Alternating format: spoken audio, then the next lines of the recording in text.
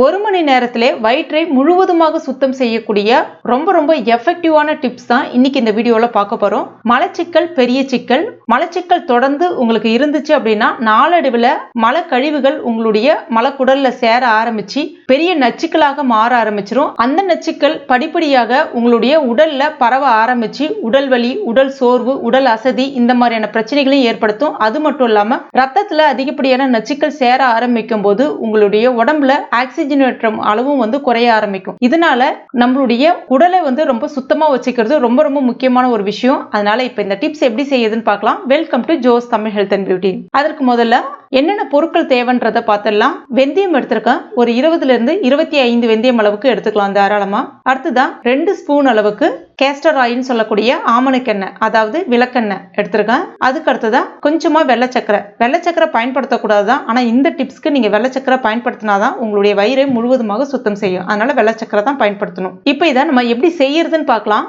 அதற்கு முதல்ல ஒரு சின்ன கடாய் இல்லைன்னா இந்த மாதிரி தாளிப்பு கரண்டி எடுத்துக்கங்க. எடுத்து வச்சிருக்க அந்த வெந்தயத்தை சேர்த்துக்குங்க. அடுத்துதான் விளக்கெண்ணெய், அதாவது ஆமணக்கெண்ணெய், கேஸ்டர் ஆயில் சொல்லுவாங்க இல்லையா, அதுதான் எடுத்திருக்கேன், சேர்த்துக்குங்க. இப்போ இதை ஸ்டவ்ல வச்சிருங்க.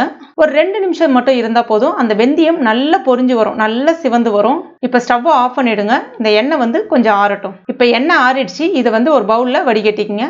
அடுத்ததா நம்ம எடுத்து வச்சிருக்க சக்கரை சேர்த்தலாம். ஒரு 1/2 ஸ்பூன் அளவுக்கு சேர்த்தா போதும். ரொம்ப அதிகமா வேண்டாம். ஒரு 1/2 ஸ்பூன் 1/4 ஸ்பூன் சேர்த்தாலே போதும். சேர்த்துட்டு அப்படி பெரியவங்களா இருந்தீங்க அப்படின்னா காலையில எந்திரிச்ச உடனே 1 கிளாஸ் அளவுக்கு சுடு தண்ணி குடிச்சிருங்க. அதுக்கப்புறமா இதை 1 ஸ்பூன் அளவுக்கு அப்படியே சாப்பிடலாம். உங்களுக்கு ரொம்ப நாள்பட்ட மலச்சிக்கல் இல்லைன்னா மல கழிவுகள் அதிகமா இருக்கு அப்படின்னா தாராளமா 2 ஸ்பூன் அளவுக்கு பெரியவங்க எடுத்துக்கலாம். அதாவது உதாரணத்துக்கு ஒரு 20 வயசுக்கு மேல இருக்கிறவங்க எடுத்துக்கலாம். இதுவே சின்ன வயசா இருக்கீங்க அப்படின்னா ஒரு 10 வயசுல இருந்து ஒரு 20 வயசுக்குள்ள இருக்கீங்க அப்படின்னா 1 ஸ்பூன் அளவுக்கு எடுத்துக்கலாம். இல்ல ஒரு 5 வயசுல இருந்து 10 வயசுக்கு இருக்கக்கூடிய குழந்தைங்களுக்கு கொடுக்கலாம். ஒரு 1/2 ஸ்பூன் அளவுக்கு கொடுக்கணும். இந்த ஸ்பூனால 1/2 ஸ்பூன் அளவுக்கு கொடுக்கணும். இது அப்படியே சாப்பிட்டுட்டு, அதாவது 1 ஸ்பூன் அளவுக்கு இது அப்படியே நீங்க எடுத்துக்கிறீங்க அப்படின்னா உடனே 1 கிளாஸ் அளவுக்கு மிதமான சூட்ல இருக்கக்கூடிய தண்ணீர் கண்டிப்பா குடிக்கணும். அதே மாதிரி ஒரு 10 நிமிஷம் இல்லைன்னா ஒரு 20 நிமிஷத்துக்குள்ளே 1/2 லிட்டர்ல இருந்து 1 லிட்டர் அளவுக்கு தண்ணீர் நல்லா குடிக்கணும். டீ, காஃபி எதுவுமே எடுத்துக்க கூடாது. அந்த மாதிரி நிறைய தண்ணீர் குடிக்கணும். எந்த அளவுக்கு நீங்க தண்ணீர் குடிக்கிறீங்களோ உங்களுக்கு மல கழிவுகள் எல்லாமே வெளியேற ஆரம்பிச்சிடும். ஒன்றும் இல்லை, வெந்தயமும்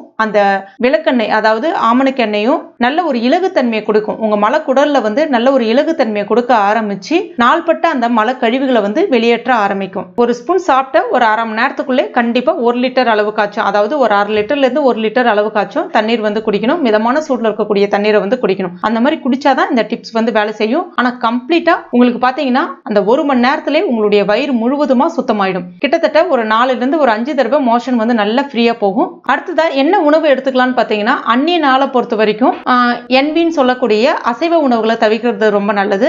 தயிர் சாதம் அந்த மாதிரி நீங்க ஒரு தடவை சாப்பிட்டீங்கனாலே உங்களுக்கு அரெஸ்ட் ஆயிடும். அதாவது கம்ப்ளீட்டா அந்த இது எல்லாமே நின்னுடும். மோஷன் போறது நின்னுடும். வயிறு நல்லா நீங்க ஃபீல் பண்றீங்க, அதாவது சுத்தமா கிளீன் ஆயிடுச்சுன்னு ஃபீல் பண்றீங்கன்னா நீங்க தயிர் சாதம் அந்த மாதிரி சாப்பிடுங்க. ஒரு 2 வேளை அந்த மாதிரி தயிர் சாதம் சாப்பிட்டீங்கனாலே போதும். உங்களுடைய வயிறும் நல்லா கிளீன் ஆயிடும். நல்ல எனர்ஜியாவும் இருக்கிற மாதிரி நீங்க ஃபீல் பண்ணுவீங்க. உடல் வலி, உடல் சோர்வு, உடல் அசதி எதுவுமே இருக்காது. நல்லா ட்ரை பண்ணி பாருங்க. உங்களுக்கே நல்லா தெரியும், உணர்வீங்க. கண்டிப்பா இந்த டிப்ஸை ட்ரை பண்ணி பாருங்க. ட்ரை பண்ணிட்டு மறக்காம எனக்கு கமெண்ட் பண்ணுங்க. இந்த வீடியோ பிடிச்சிருந்தா லைக் பண்ணுங்க. உங்க நண்பர்கள் மற்றும் ஃபேமிலி மெம்பர்ஸ் கூட மறக்காம ஷேர் பண்ணுங்க. மேலும் இது போன்ற பயனுள்ள குறிப்புகளுக்கு நம்ம சேனலை இது வரைக்கும் நீங்க சப்ஸ்கிரைப் பண்ணாத நண்பர்களா இருந்தீங்கன்னா உடனே சப்ஸ்கிரைப் பண்ணீங்க. கூடவே மறக்காம அந்த பெல் நோட்டிஃபிகேஷன் சிம்பிளை பிரஸ் பண்ணீங்க. தேங்க்யூ.